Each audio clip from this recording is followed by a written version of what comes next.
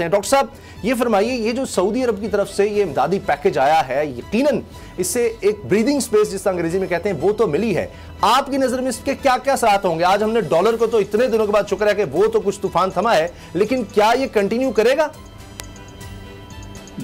देखिए, I think ये बहुत ज़रूरी था और क्योंकि ये डायरेक्टली पाकिस्तान के रिजर्व्स में इजाफा हो रहा है और उसके साथ साथ तेल की जो पेमेंट्स हैं उसको ज़रा डिफ़र किया जाएगा, उसकी फाइनेंसिंग होगी तो डॉलर्स की जो इनफ्लो है वो भी बेहतर हुई है और जो आउटफ्लो है वो कम हुई है और उसका नतीजा आज हमने देखा है कि ₹2.40 के करीब रुपया मुस्तहकम हुआ है जी। और जैसे जैसे ये हमारे रिजर्व्स बढ़ेंगे और भी हमारी बड़ी ऑपरेशंस हैं, कैपिटल मार्केट ऑपरेशंस हैं, IMF का प्रोग्राम आता है, दूसरी इस तरह की ट्रांजैक्शंस करके अगर डॉलर्स की इनफ्लो भी होती है और आउटफ्लो कुछ कम होती है तो मेरे ख्याल में रुपया जो है ये और मुस्तहकम होगा। और अब ये अगर ये हमारा प्रोग्राम इसी तरह आगे बढ़ता रहा तो मुझे पूरी उम्मीद है कि ये 160 155 उस लेवल पे जा सकता है। बट शर्त ये है कि हमारे रिजर्व्स जो हैं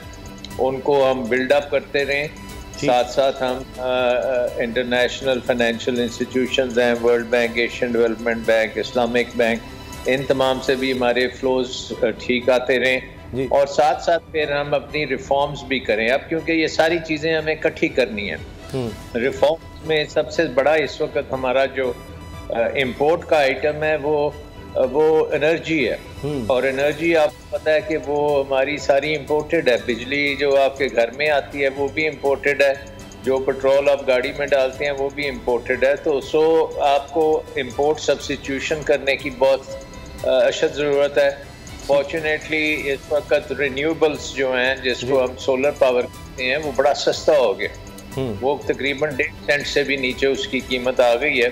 तो अगले 1 सालों में अगर ये हम महंगी बिजली को रिप्लेस कर दें रिन्यूएबल्स से टू अ सर्टेन एक्सटेंट तो ये फिर हम एनर्जी के ऊपर काबू पा लेंगे और एनर्जी पे अगर काबू पाते हैं तो हमारी इंपोर्ट्स पे काबू आता है, करंट अकाउंट डेफिसिट जो है वो रीजनेबल रहता है, बैलेंस ऑफ पेमेंट क्राइसिस नहीं होते तो हम इकोनॉमिक ग्रोथ भी कर सकते हैं। अल्लाह करे डॉक्टर साहब जो आप फरमा रहे हैं ऐसा हो, 160 रुपए पर अगर डॉलर आ गया तो फिर तो वाकई महंगाई थम जाएगी। लेकिन हमारे साहब कह रहे हैं जी कि 6 महीने लगेंगे कीमतें नीचे आने पर। लोग तो फौरी रिलीफ चाहते हैं। आप सोलर की बात कर रहे हैं, बड़ा जबरदस्त, लेकिन उसमें भी एक तो इन्वेस्टमेंट चाहिए होगी और वो भी कई साल लगेंगे।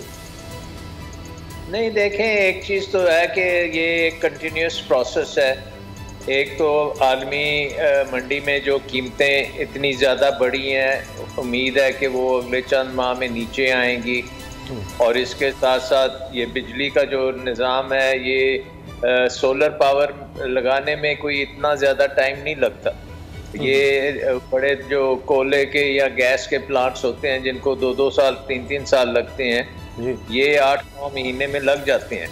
लेकिन हमारा प्रॉब्लम ओवरनाइट तो सॉल्व नहीं होगा, बट उस तरफ हम चल पड़ेंगे और आई थिंक कि वो अगर काम हम करते जाएं सारे जो करने वाले हैं, जिसमें अपनी प्रोडक्शन को भी ठीक करें, जो हमारे कानून है जो कंपटीशन नहीं होने देते उनको ठीक करें। आप देखें ना, वो कंपटीशन कमीशन ने फाइन लगाए थे लेकिन कोर्ट ने उनको स्टे दे दिया कि आप नहीं लगा सकते। सो ये सारी निज़ाम जो है इसकी रिफॉर्म्स करना ज़रूरी है ताकि कंपटीशन हो, हमारी एग्रीकल्चर में पैदावार बढ़े, हमारी मैन्युफैक्चरिंग में बढ़े और साथ साथ फिर फॉरेन इन्वेस्टमेंट भी आए। इन्वेस्टमेंट जो है वो इस वक्त चीन से आ सकती है और बिजनेस टू बिजनेस इन्वेस्टमेंट हमें चाहिए, गवर्नमेंट टू गवर्नमेंट इन्वेस्टमेंट नहीं चाहिए। सही। तो अगर चाइनीज इन्वेस्टर्स भी अगले 6 माह 1 साल में आते हैं तो 2023 तक मेरा ख्याल है कि इकोनॉमी जो है बिल्कुल अपने पाँव पे खड़ी होगी